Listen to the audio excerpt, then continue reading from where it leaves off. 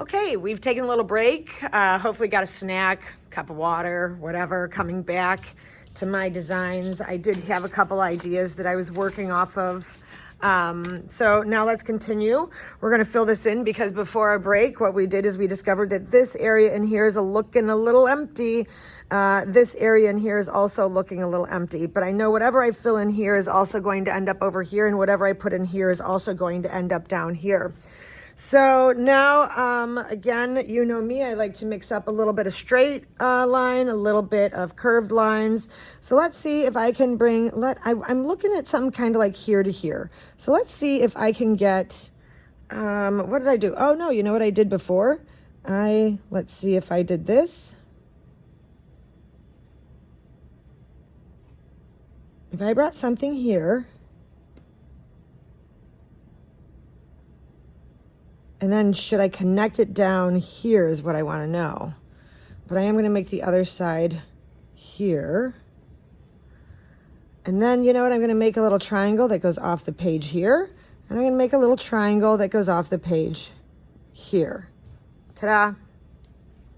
So that's an awful lot of curves. I'm not sure if I like that. If I don't, I can just take this. You know, let's make this like into one of those paisley shapes. Ta-da! So we're going to come around here and do the same thing over there. There we go, little leafy shapes. What do you think about that?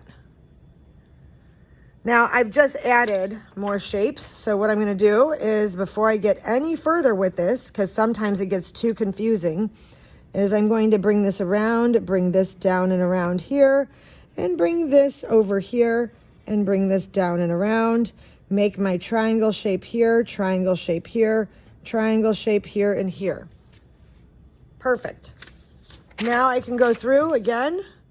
I've traced all 4 of those. Hopefully you pushed pause to trace those. And then I can just come around and go ahead and copy these.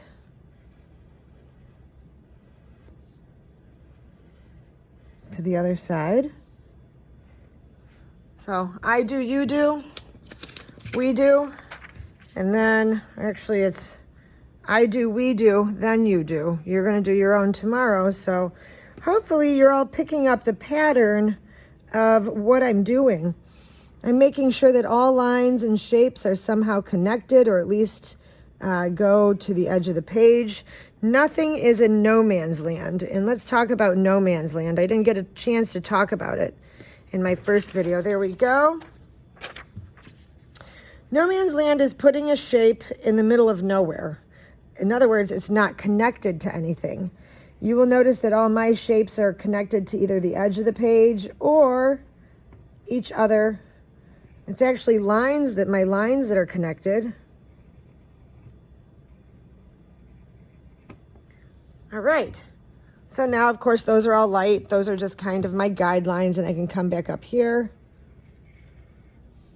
Finish tracing this line, this line. This comes up here. This comes over here.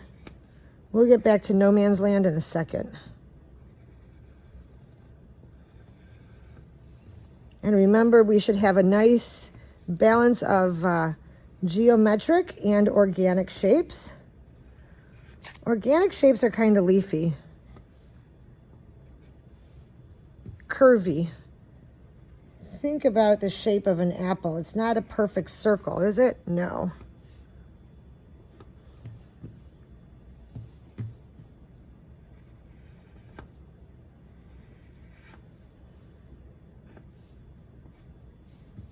Okay, there's that.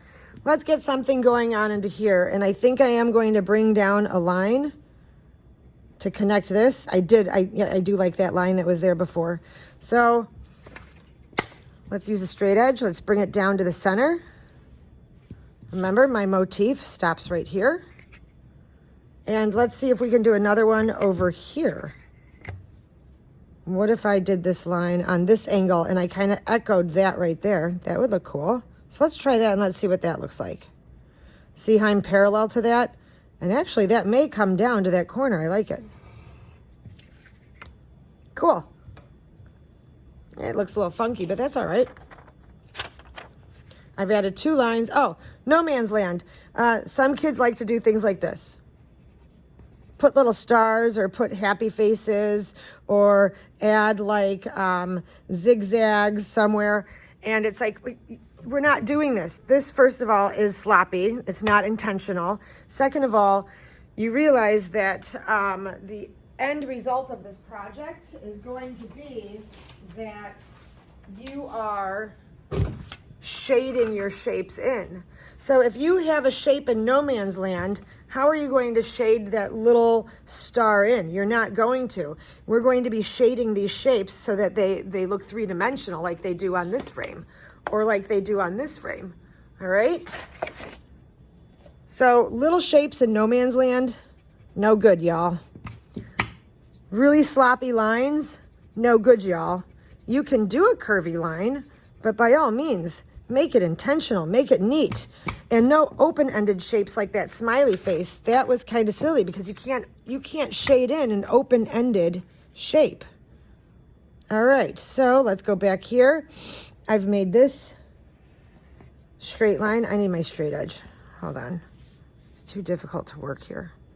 Like, let's move that over. There we go. Bring it back up here. Follow this line. Let's flip it.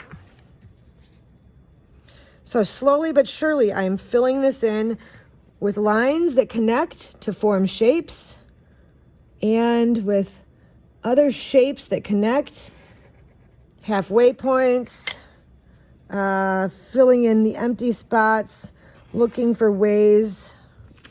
There we go. Yeah, this is gonna end up being cool. It just takes a while, y'all. It takes patience, and I think it's kind of fun. This is like one of those right brain activities that you can do sitting in front of the television, y'all. This does not need to be done in silence. You can have music playing in the background.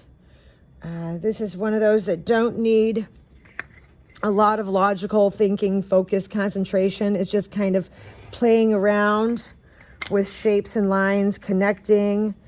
If you have brain fart and you can't figure out what to do next, my suggestion to you would be to look at the internet and go look up like tile designs and see what tile designers do, because a lot of those are really pretty.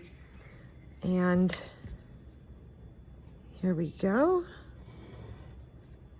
You get over there. You are right here.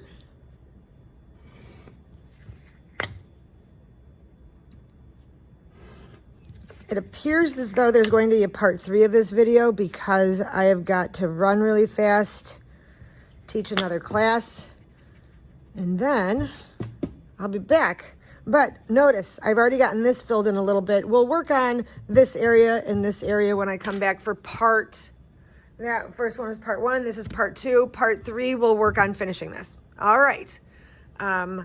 We're cruising right along. We're getting there. My motif, I am flipping it. I'm making my mirror image.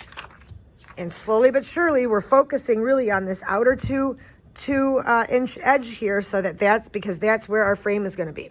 All right, we'll see you for part 3 in a little bit.